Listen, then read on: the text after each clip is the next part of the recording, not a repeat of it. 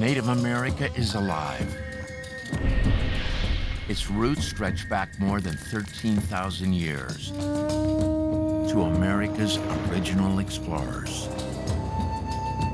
New people who create a new world. From North to South America, distant peoples share one common belief: a deep connection to earth, sky, water, and all living things. We are a part of this forest as much as the forest is a part of us. All of our ceremonies illustrate that one notion of connectedness, not only with our fellow beings, the animals and other creatures, but with all of creation. From this deep respect for nature, people create great nations. There's a certain pressure knowing that you're going to become chief. They grapple with war and peace. We were covered in darkness, so the peacemaker was sent by the Creator to stop this. And develop governments, from dictatorships to a democracy that will inspire the United States Constitution. This is the birthplace of democracy. How do Native Americans go from ancient explorers to the founders of America's first democracy?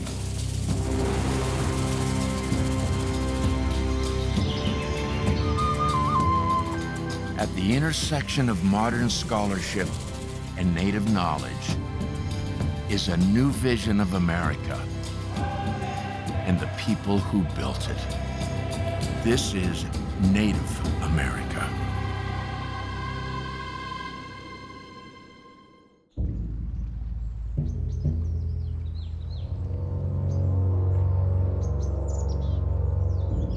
This is the birthplace of American democracy. Not Boston, Philadelphia, or Washington, D.C., but here at Onondaga Lake in Syracuse, New York.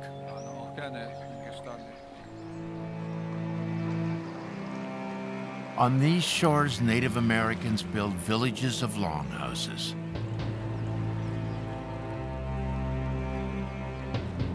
In one great longhouse, 5 tribes come together to put an end to war.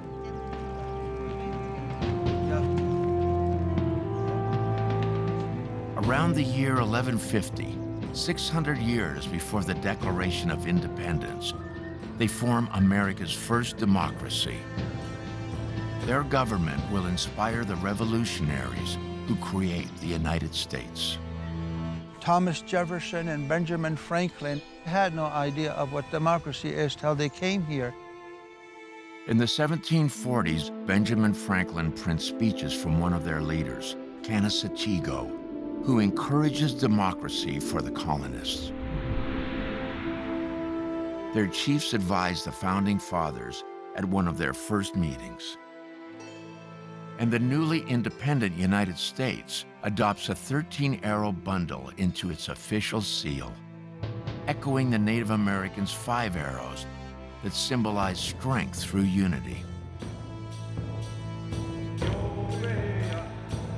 Their descendants still live in upstate New York as a sovereign nation, with their own passports and government. They are the world's oldest continuous democracy. We're trying to educate people who we are. Sid Hill is their chief of chiefs. His people are commonly known as the Iroquois, but that's a French name. The name that we call ourselves is the Haudenosaunee, people of the Longhouse. The Haudenosaunee story of creating the first American democracy is encoded in this, a tapestry of sacred shell beads called a wampum belt. If you look at the structure of it, it's very basic, it's very plain. It represents our way of keeping records. It's our history book. This one is known as the Hiawatha Belt. Since 1900, it has been in the hands of the state of New York. The tribe fought to get it back and today, for the first time in over 100 years, it returns to Onondaga Lake.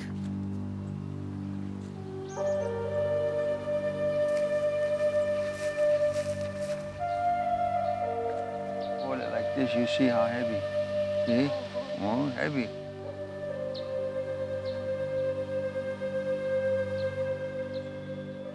Whenever you touch this belt, you're greeting your ancestor.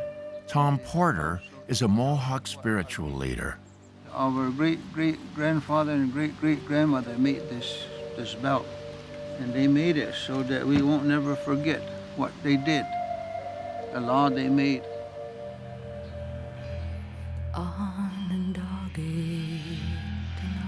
The Hiawatha Belt tells the story of a prophet of peace who arrives in a white stone canoe. A grieving warrior named Hiawatha who has to choose between bloody vengeance or a message of peace.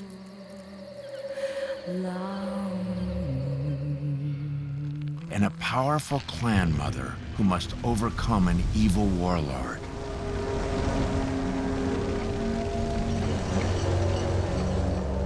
Together, they establish America's first democracy.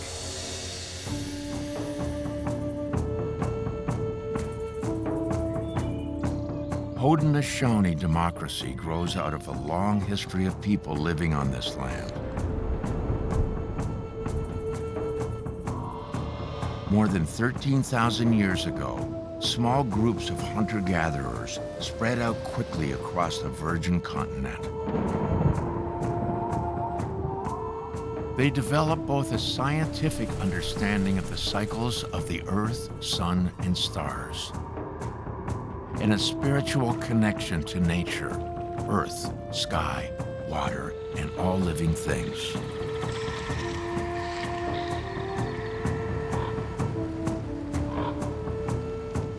By the time Europeans arrive in 1492, Native Americans number 100 million people. They live in diverse societies, from nomadic tribes to monumental kingdoms, from dictatorships to democracies. How do Native Americans draw inspiration from the natural world to create great nations?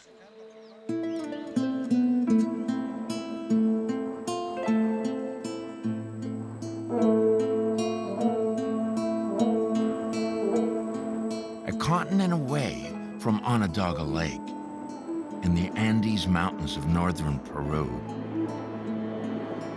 thousands of people take part in a revolutionary social experiment. This is Chavin de Wantar, one of Native America's very first nations. The temple constructions of Chavin is what I would call the building of a whole new world. Chavin has one of America's first monumental structures built of stone, dating back to 1300 BCE. Chavin is only about the size of 2 football fields, but projects influence over an area the size of California. Okay. Archaeologist John Rick sees this community as a tipping point in America's history. They're using new technologies. Cut stone is particularly prominent at Chavin. People are working granite in ways that people haven't before this time period.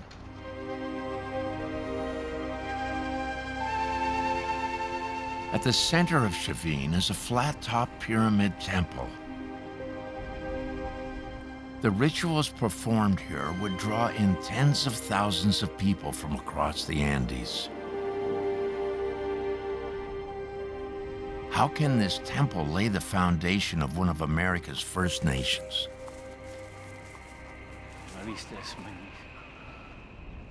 Part of the answer lies beneath the temple in a mysterious maze of tunnels.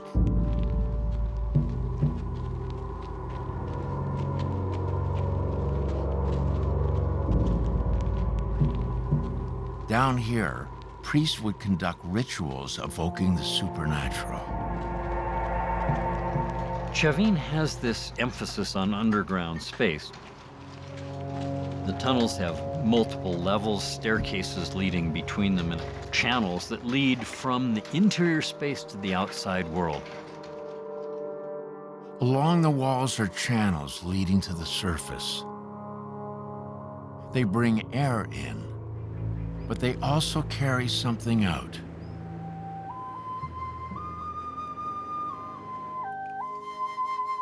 Music.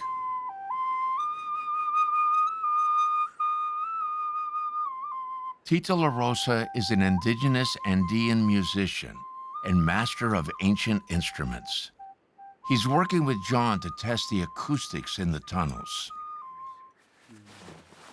Tito has brought instruments similar to those excavated at Chavin. Flutes carved from bone.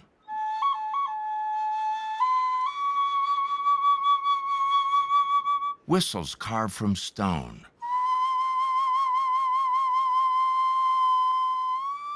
And a conch shell trumpet.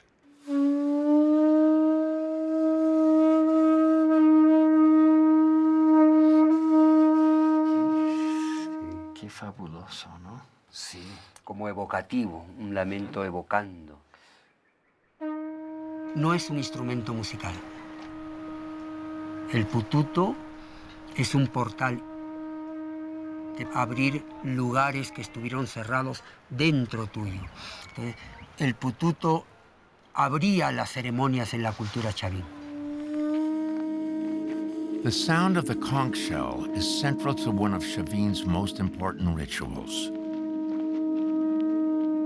At the heart of the underground maze stands a carved statue called the Lanzone. It is a representation of Chavin's supreme deity, part human, part jaguar.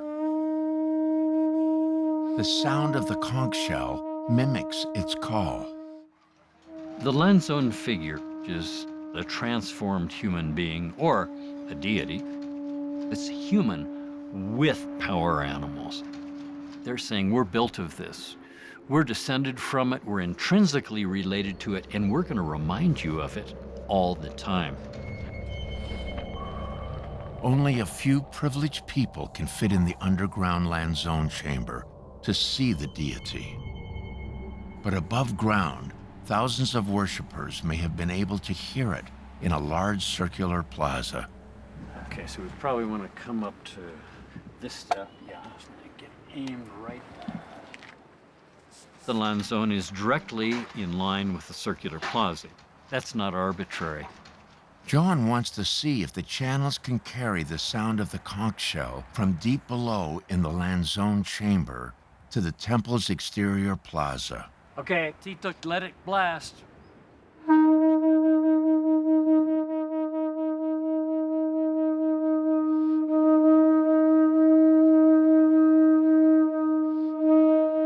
Wow.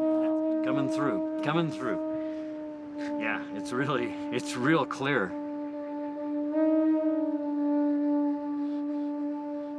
The way it spreads all around the plaza is incredible. It's very strong.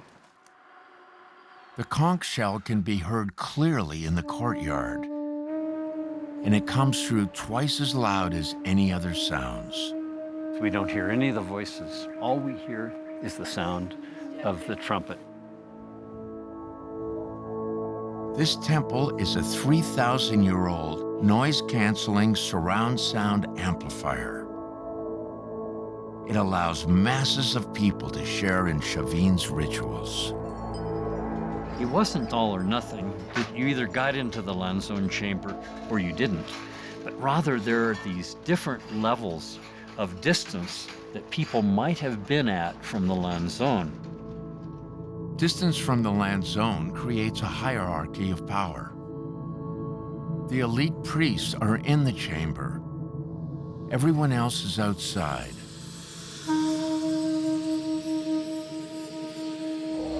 But through sound, they all participate in shared rituals. Chavin is part of something that's going on throughout many areas of the New World. This development of sociocultural complexity, of leadership and authority, people saying we are not all created equal. They are establishing common ideas about what differentiates human beings and why some are more in a position to command than others.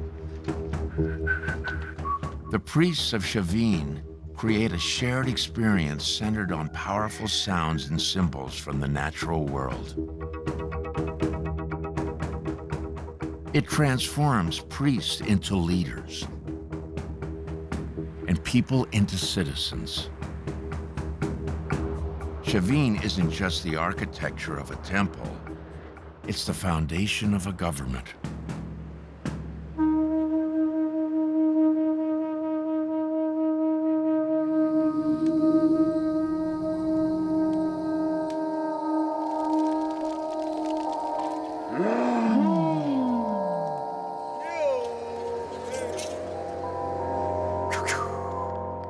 Across the Americas, rituals based on symbols from the natural world bind communities and have the power to unite people into nations.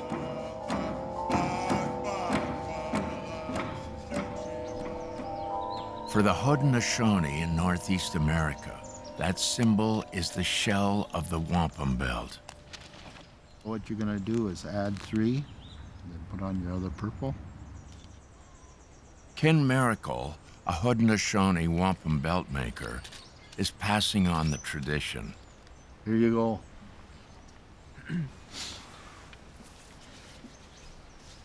We all have gifts. We're not put here for nothing. Someday you'll find that. When you start growing, you'll find things. It's like the light turns on. Ken and his protégés are making a replica of an ancient belt. Just keep on pulling it right through. Yeah, like that. Wampum beads are very delicate. They'll break easy, and you may get frustrated. But when you put them together, they're strong. They all support one another. It's like when we put all our people and all our nations together, they're strong. They're using glass beads, but the original is made from shells. The word wampum means white shell beads. They weave together rows of the strong beads on a loom. The patterns create meaning. Wampum is a way of portraying words that we put into the wampum. If there's a story behind that, it's part of our history, is right in there. The Hiawatha belt tells the story of the Haudenosaunee's legendary founding and wampum's power to heal. Before the Haudenosaunee create their democracy, they were 5 warring tribes living in an area of what is now upstate New York: the Seneca, Cayuga, Onondaga, Oneida, and Mohawk. We were in turmoil. We were covered in darkness. So the peacemaker was sent by the Creator to stop this. The color of the wampum beads in the Hiawatha belt represents this period of war. The purple represents the time period of loss and of grief when this warfare was taking place constantly within our Confederacy. The story recorded in this belt begins in the midst of these wars.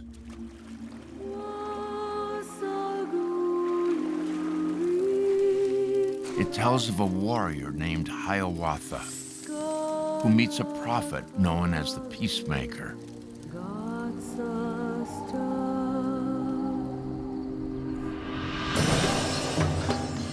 Hiawatha ta hajerante netini hadi ronoshoni tu wasagorihonya. Nekti tikna hoyata wane ne Hiawatha. Agwegu saguya oguma ya guniheya te. Tadotarho wasagoryo ti wasaguda anarho.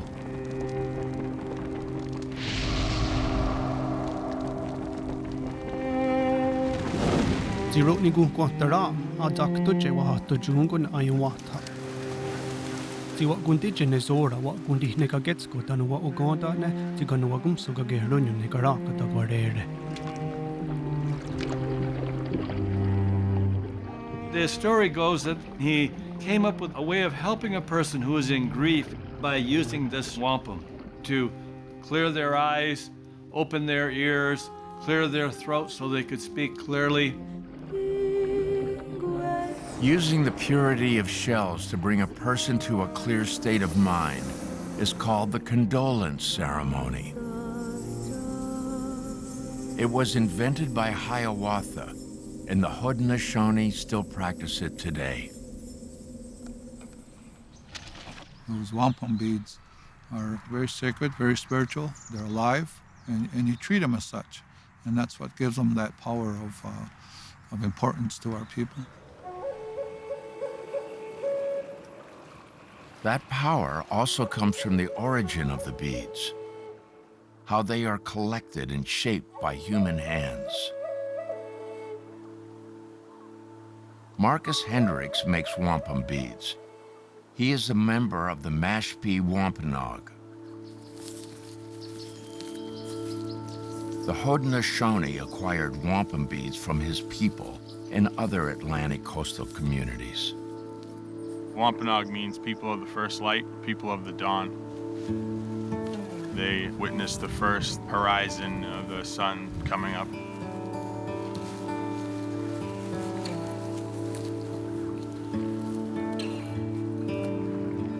The first step to making wampum is gathering shellfish in his ancestral waters off Cape Cod. When I come out onto the water, there's a connection to my ancestors, a relationship that goes through my blood and my veins. The shells of quahog are the raw material for wampum.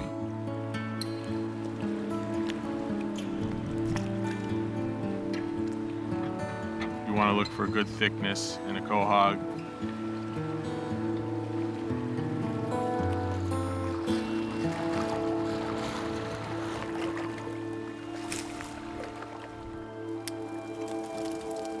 The fire is both the first step in a gratitude offering and prepares the quahog to be opened. I was taught really young to take the time to give thanks and say a few prayers to the Creator. We do that anytime we're harvesting anything from Mother Earth. Marcus uses traditional methods to transform the shell into wampum beads, refining raw shell until it can be strung together into a wampum belt. Each bead took a lot of hours and a lot of manpower. Each strand probably would have taken a year to make. When strung into a belt, wampum empowers the person holding it as a representative of their people.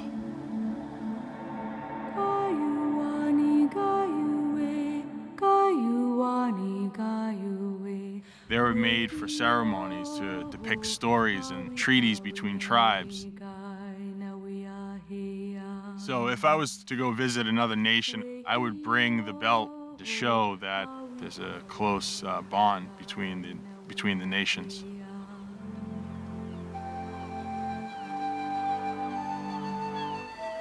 The wampum belt acts as a treaty. The Wampanoag, Haudenosaunee, and other native peoples of the Northeast use wampum to hold memories and create bonds between nations.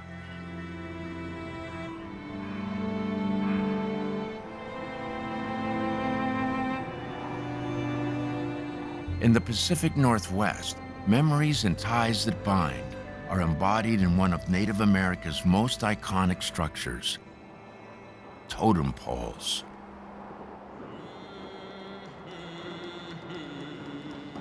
Like wampum belts, totem poles record the history of war, kinship, and leaders.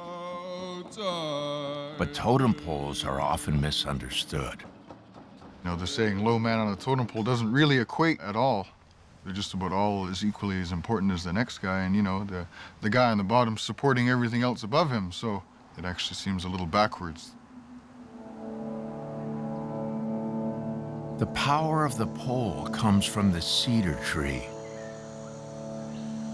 Cedar is central to the lives of the native peoples of the Northwest. It is used to make clothing, storage chests, and ceremonial masks. For Kwakwaka'wakw carvers, Alan Hunt and Bo Dick, cedar is a portal to the past. There's a certain relationship that our people have with the cedar tree. It reconnects us with our ancestors, with our story, with our identity, and it's just really sacred to us.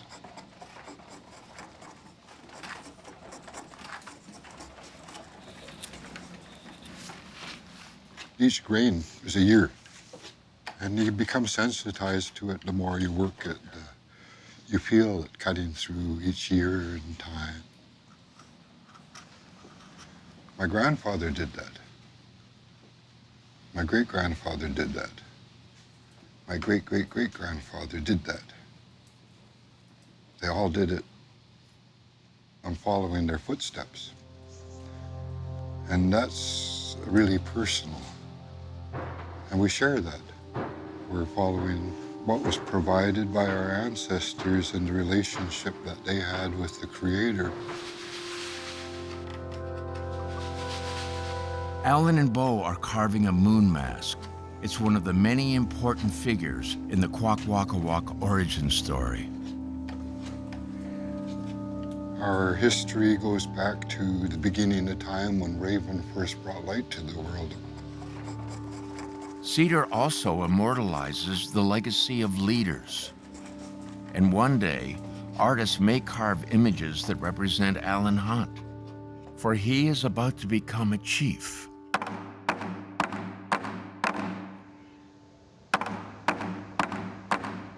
Final preparations are being made in the Fort Rupert Big House on Vancouver Island. Kwakwaka'wakw chiefs are named through either the mother or the father's line. Alan will replace his grandfather as chief in a ceremony called a potlatch.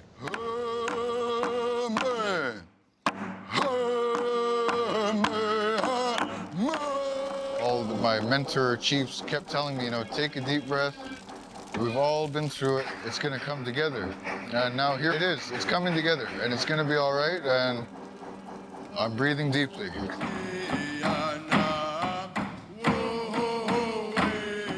Tarina Hunt is Alan's mother. It's just a wonderful moment for us as a family to witness.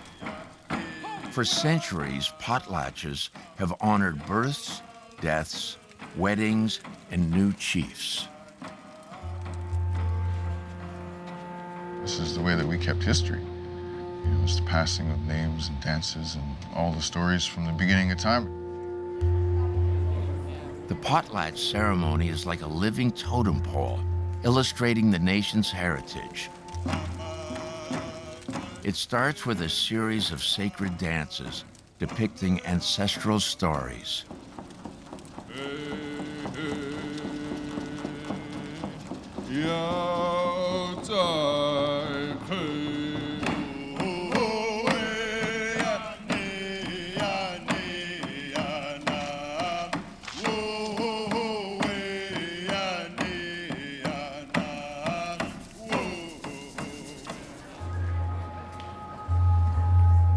Everyone in the room receives a cedar crown.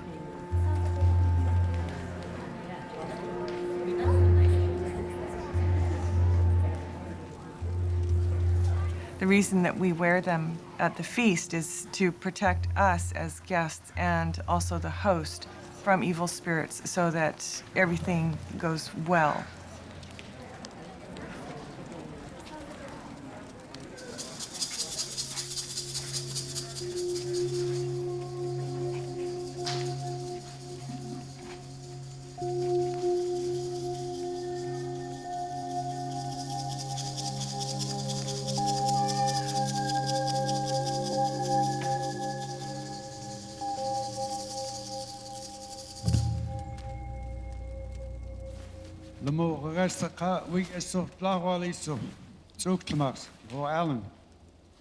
Alan's uncle places a cedar headpiece on him, anointing Alan a new chief.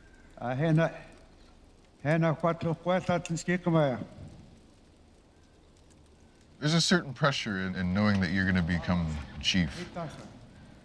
I'm taking on the responsibility of holding up my tribe and to provide for them and make sure that our culture doesn't die.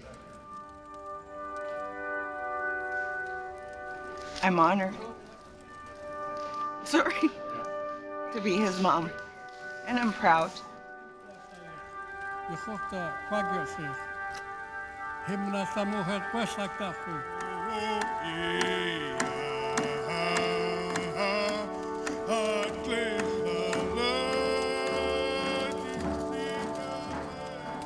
There's something really magical that comes into play when the host is humble and not pinned to this idea of chieftainship as being prestige.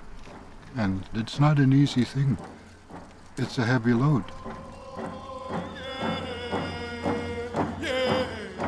From the moment that they put the cedar ring on me, it was an electric moment. To feel so connected with such an old history. You know, the baton's been passed to me, and now it's my job to carry it well and pass it on to my children.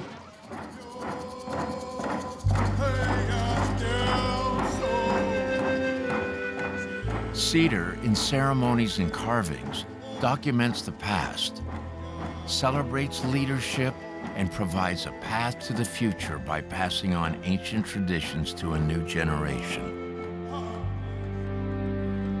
Without the ability to create masks, to perform in our ceremonies, without that, our people can't survive. So much of our survival came from this tree and our connection to the forest through that one tree. Kwakwaka'wakw history is rooted in the majestic cedar. For the Haudenosaunee, ideals of government are embodied in a tiny plant, corn.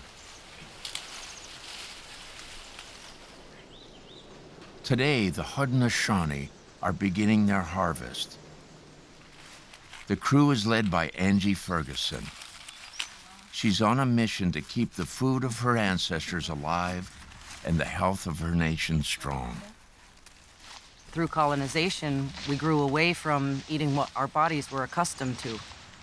And not only are those foods part of our health and nutrition, but those are part of our spiritual entities that keep us who we are.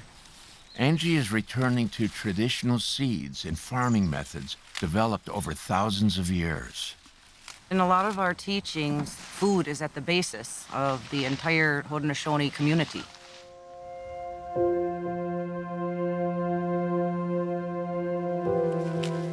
For the Haudenosaunee, corn is more than a crop. It's a teacher. Roger Cook was taught one of its most important lessons by his grandfather. When making decisions, always look to the seventh generation. All the things that we do in the garden, we're always thinking about that seventh generation. It's a lot of hard work to put into the corn so that our children that we don't even know yet, our grandchildren, will have this. That's how far ahead we have to look. Haudenosaunee ancestors didn't simply focus on feeding themselves and their children. They planned centuries ahead. It's a strategy that changed the world. 10,000 years ago, there was no corn, only a tiny weed called teosinte. Over hundreds of generations of careful observation and seed selection, it was developed into corn. And that's only the beginning. Native Americans feed a population of 100 million people by developing new foods from wild plants. The potato, the tomato, peanuts, chocolate, and dozens of varieties of beans and squash. Today, these crops provide 60% of the world's grown food. But for Native America, corn is king. It's the power behind one of the ancient world's most advanced societies, the Maya. From 250 to 900, Maya city-states thrive across what is now southern Mexico, Guatemala, and Honduras.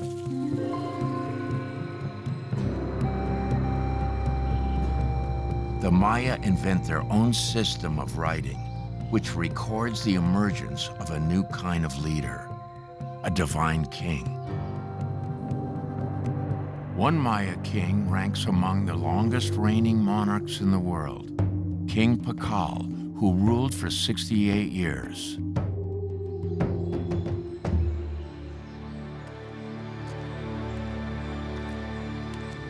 Art historian Mary Miller has come to his capital city in search of the key to his success.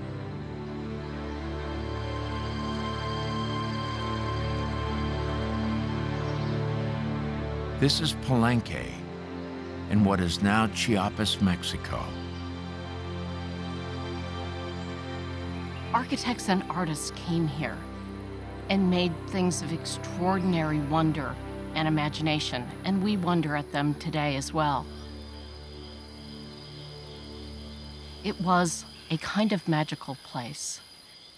Palenque is surrounded by some of the best soil in the region. The corn, or maize, that grows here brings prosperity to the city. But to King Pakal, maize brings much more: immortality. Pakal uses his riches to construct the Temple of the Inscriptions, a monumental tomb. Pakal created the most remarkable funerary monument to himself that any Maya king ever built. When he died, he was placed into a sarcophagus and royally dressed in jades. Steps within the temple lead down to Pakal's final resting place. Perfectly intact for over 1,000 years, inside is the largest Maya sarcophagus ever found. The lid is carved with images connecting King Pakal to the maize god. We see the great king depicted as the maize god being reborn. In his death, maize will eternally return to Palenque. Pakal associates his own birth and death to corn cycles of planting and harvesting. He assures his people that as the maize god, he will return in a never-ending cycle of birth, death, and resurrection, and with each cycle provides sustenance for his nation. Pakal takes a simple crop and elevates it to a religion. At the heart of Maya religion, the most fundamental notion is that man is maize. And as the maize plant flourishes each year, so too does humanity.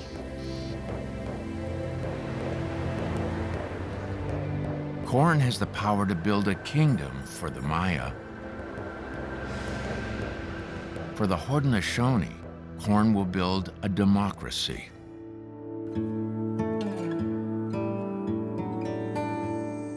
The inspiration is an ancient farming method called Joheco, or the Three Sisters. Our three sisters, the corn, beans, and the squash, are all meant to grow together to help each other out. Planted together, the Three Sisters are a farming miracle.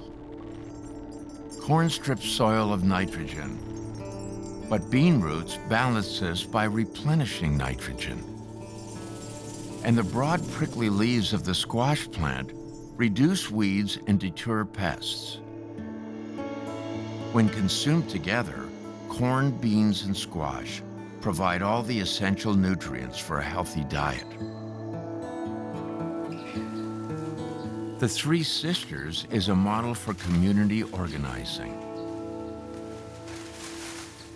In our communities, you need people that can stand tall, like the corn, and they need people to assist and hold them up, like the beans. And then you have your squash that's laying down to protect everything. It's something that's opening our eyes to see what our ancestors was trying to show us. The Haudenosaunee adopt the Three Sisters cooperative approach in nature to a cooperative approach in governance. This principle is expressed in the structure that defines their very identity: the longhouse.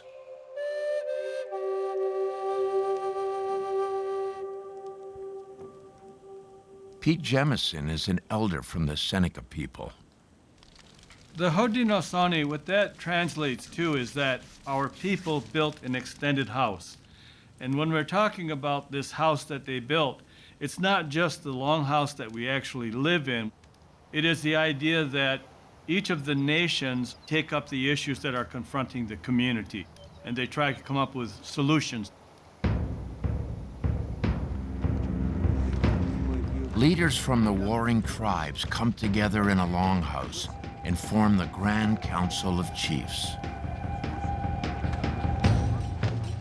It is America's first democratic legislature. Inspired by Hiawatha the Peacemaker, the council votes to end war among their nations. Hiawatha no kronushoni to hunja taroro ge nero di enersu. Onio de aga kayo ko haga ganyo ke haga tano so dinunduane aga. Skanagara saratsu wahni gueni ne asagodi ni guhragwe nuni dano skatne ahadi tohayo.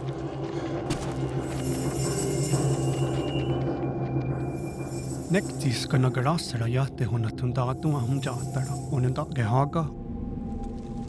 Onda mayumata yahonahrota senerungwe sagorio saguya ugun a. Rotkunzerakso tadu tarhu. Neamha tuksats noserawana netio hunzate. He was a sorcerer. He had supernatural powers.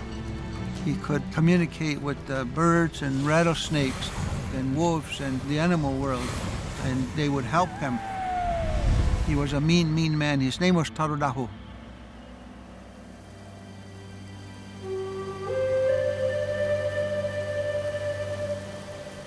To convince Tarudaho to join the new confederacy, Hiawatha and the Peacemaker seek a powerful ally.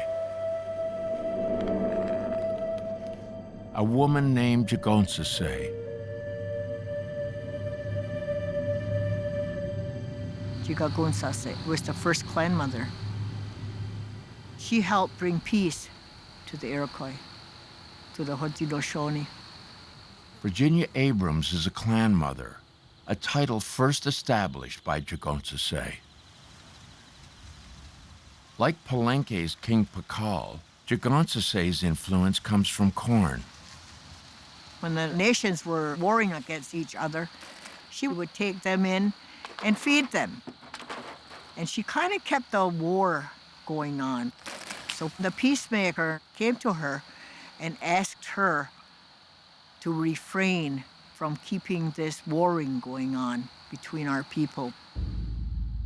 Jigonsase's stockpile of corn perpetuates the bloodshed by feeding the warriors. The peacemaker strikes a deal with her. If she can stop the war, she can choose the chiefs.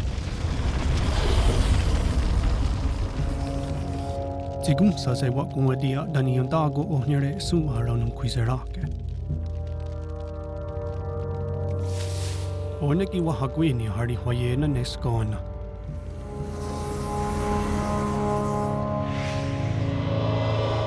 Tigum sa se wat tumana gararna. Tira di handu ne agweguro dioner suziruna jataror, o handu wat tumataste. Jagansase transforms Tadadaho's mind and he abandons war. Because of Jagansase, clan mothers hold the power to appoint or dismiss chiefs. She earned for our women the rights, the responsibilities, and the privileges that they have until this date. And Tadadaho, in exchange for accepting peace, is appointed the keeper of the central fire and chief of chiefs, the most powerful leader. His name becomes a title that is handed down to this day. When our longhouses come together, these are the fires he's talking about. Sid Hill is now Tadadaho. He sees an important lesson in memorializing the name of this once vicious warlord. People can change with help if they're going on the wrong path. There is always hopes to people helping them and showing them there's better things you can do with your life than being destructive and evil and negative. With the final obstacle overcome, the peacemaker assembles representatives of each nation. Sadiatat surodianer sudahadihawene onigorha. Sudindawane aga, wahaga, onenda gehaga, oneyote aga, danuganyo gehaga. Etornigirun shunito watazine tararu neonigorha sum anegaswanta arunyade. From the time of the peacemaker to today, the tradition of making wampum belts lives on. A new generation is being entrusted with the story of democracy encoded in the Hiawatha Belt. Your thoughts and energy, that's the strength of that belt. One day you're going to get old, and then you're the one that's going to have to transmit all this knowledge, what it means, to your grandkids. At the beginning of the Confederacy, the peacemaker made the symbol. It's our connection to each other. When I hold this Hiawatha belt, what it means to me is that we're a united nation. Under a total eclipse of the sun, the peacemaker holds the newly woven Hiawatha belt, and with the nations gathered beneath the tree of peace, he speaks the law of peace for the first time. When the one to dago nam hat kano testonera does it go. Si Josué aguego yung quadrio stacco yung guadi. Nuwe ang titawa no dota na tonera does it go da no tonon the way tiwa quari wayena na gainere goa.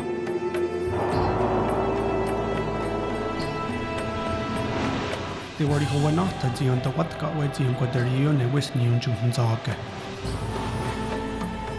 Tanuskona ang kohage not the waderonyo na yung ganushuni.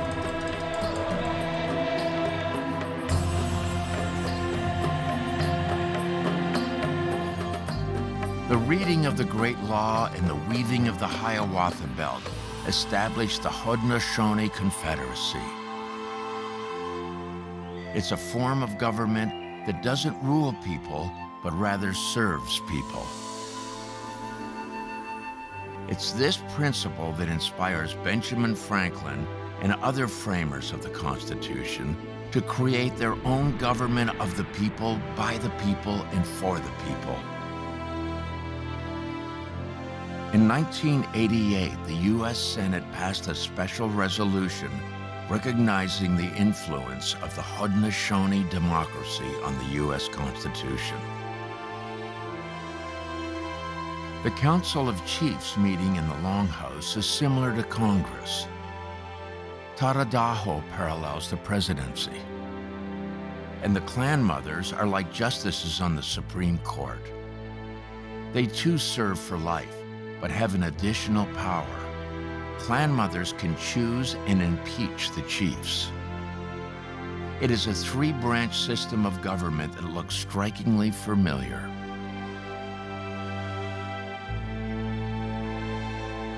"600 years before the United States, the Haudenosaunee independently established the first democracy in America.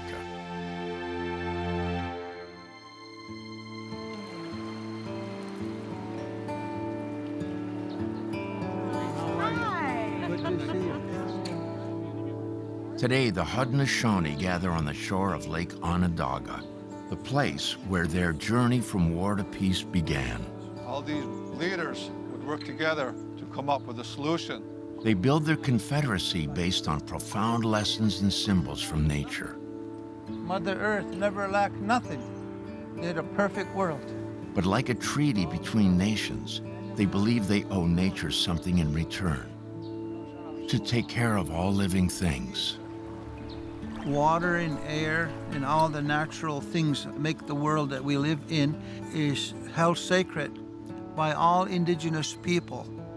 And every human being comes from an indigenous people. This ceremony is an appeal to honor that responsibility to nature. For Onondaga Lake, the birthplace of democracy in America, is among the world's most polluted. Everybody's concerned these days about the condition of the waters, the condition of Mother Earth. It's a concern throughout the world. That was put there for everybody to use, and nobody has the right to take that away from anybody. It's not just the water. It's not just made out of chemical elements. It's real. It's our lifeblood. Over 200 years ago, the framers of the U.S. Constitution learned lessons of governance from the Haudenosaunee. But the Founding Fathers leave out a core principle. People have a responsibility to take care of the earth. Native America's profound respect for nature is relevant now as much as ever. Creator, we who are your children says thank you for this miraculous gathering and this beautiful day that you gave us today. Creator, with love, we say thank you, and our mind is agreed.